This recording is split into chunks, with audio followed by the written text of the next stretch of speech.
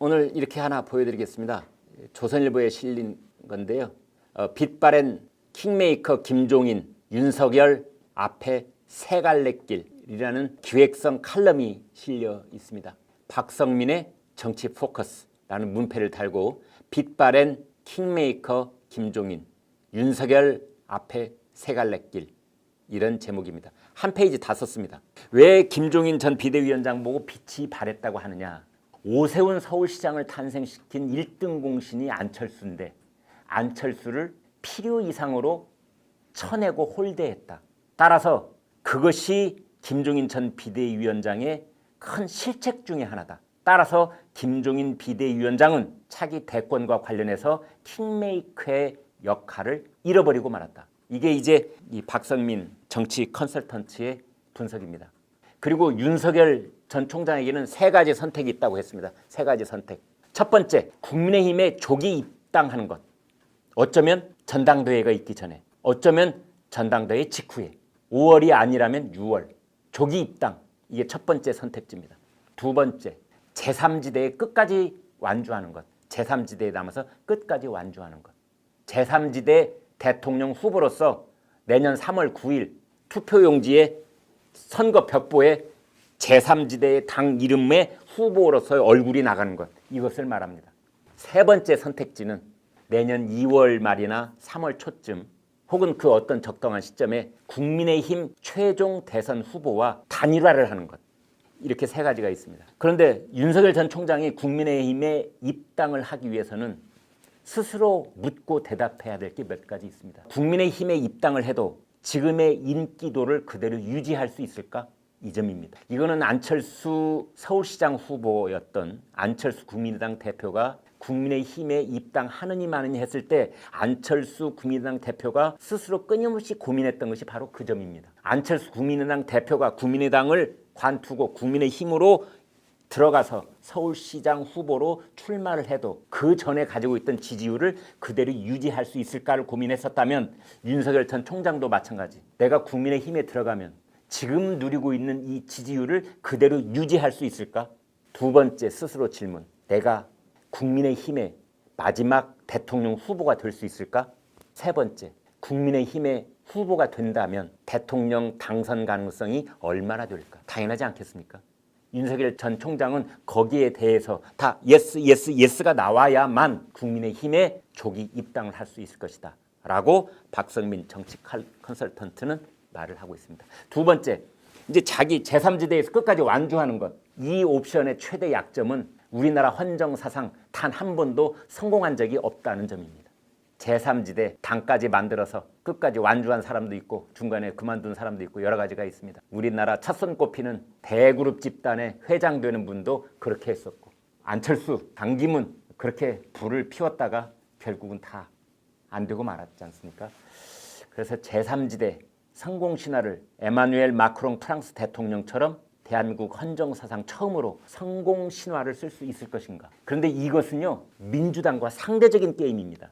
민주당이 이재명을 중심으로 단일 대우가 확고하다면 제3지대의 승산 가능성은 그만큼 약화되는 겁니다. 단 이재명, 이낙연, 정세균 뭐 이런 민주당 내에 지금 1, 2, 3 후보들이 마지막까지 분열 양상을 보이고 더불어민주당 내부에 있는 국회의원들도 자기 계파에 따라서 이리저리 4분 5열 현상을 벌일 경우에 그때는 윤석열 제3지대 완주 그 옵션이 가능성이 있다 이렇게 보는 겁니다. 그 다음에 세 번째, 마지막에 가서 제3지대에서 완주하는 것처럼 했다가 맨 마지막에 3월 초 혹은 4월 내년 3월 초 혹은 2월 말쯤에 국민의힘 마지막 대통령 후보와 드라마틱하게 단일화를 하는 것. 이제 그것도 세 번째 옵션인데요. 이제 그때는 본인이 킹이 되거나 아니면 본인이 킹메이커가 되는 겁니다. 여러분은 어떻게 보십니까?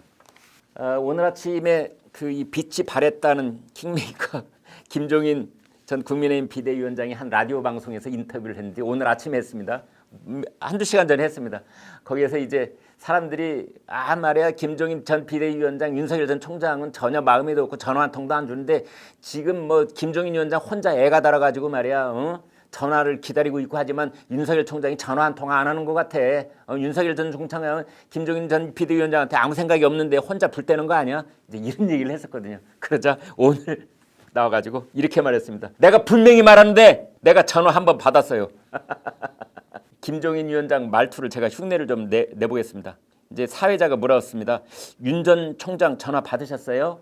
그러자 김종인 위원장이 그렇지. 그날이 아마 선거 끝나고 한 3일인가 후니까 지난 4월 10일인가 전화를 받았는데 혹시 내가 전화 연결이 안 될까 해서 어떤 사람이 찾아와서 몇 분 후에 전화가 올 테니까 받아주십시오 라고 해서 내가 전화를 받았지. 그러자 이제 그 방송 진행자가 또 묻습니다. 아 그래요? 사람이 먼저 와서 전화가 올 테니까 받아라 라고까지 하고 전화가 왔었군요. 김종인 위원장이 대답합니다. 네, 그 전화를 받았어요. 받고 난 다음에 지금까지 이런저런 인사차 얘기도 하고 해서 한번 언제 시간이 되면 만나보자 하고 그랬었는데 자기 개인적으로는 여러 가지 형편상 언론에 노출되고 하는 이러한 여러 가지 상황 때문에 현재로서는 적절한 시기가 아니라고 판단을 했는지 그 다음에는 제3자를 통해서 현재 상황에서 만남은 좀 피해야 되겠다 뭐 그런 연락이 와서 그냥 그런가 보다 하고 지나간 거예요. 그런 내용입니다. 그러니까 저희가 뭐 이런저런 이제 방송에서 신문에서 윤석열 전 총장하고 김종인 전 비대위원장이 언제쯤 만나게 될까 만나기는 할까 이제 이런 얘기를 기회가 오면 자꾸 입방아를 찌우니까 김종인 위원장이 전화를 한 번 했어. 전화를 4월 7일 재보궐선거 끝나고 사흘 뒤에 4월 10일 날 날짜까지 선명하게 기억하고 있군요. 얼마나 중요한 전화 통화였으면 그 날짜까지 기억하고 있겠습니까? 4월 10일 전화를 받았답니다. 그것도 심부름하는 사람이 미리 평창동에 있는 김종인 위원장 집으로 찾아와서 위원장님 우리 윤석열 총장이 곧 전화할 테니까 낯선 번호라고 안 받거나 그러지 마시고 좀 받아주세요. 뭐 이런 얘기까지 했다는 거 아닙니까? 그 통화가 얼마나 중요한 통화이길래 미리 사람을 보내서 통화를 하겠다는 것까지 다 얘기가 오간 끝에 전화 통화를 했겠습니까? 100이면 100사람이 이 말하고 저 말을 하지만 사실은 그때 당시에 그것은 그만큼 중요한 의미를 띠고 있었습니다. 김종인 전 국민의힘 비대위원장이 윤석열 총장 전화를 받았다는 뉴스에 대해서 이렇게 또 댓글을 주셨습니다. 김종인, 윤석열 전화 왔었다. 네, 본인이 직접 확인을 한 겁니다. 전화 왔었다. 첫 번째 댓글 보겠습니다. 이분은 말이야.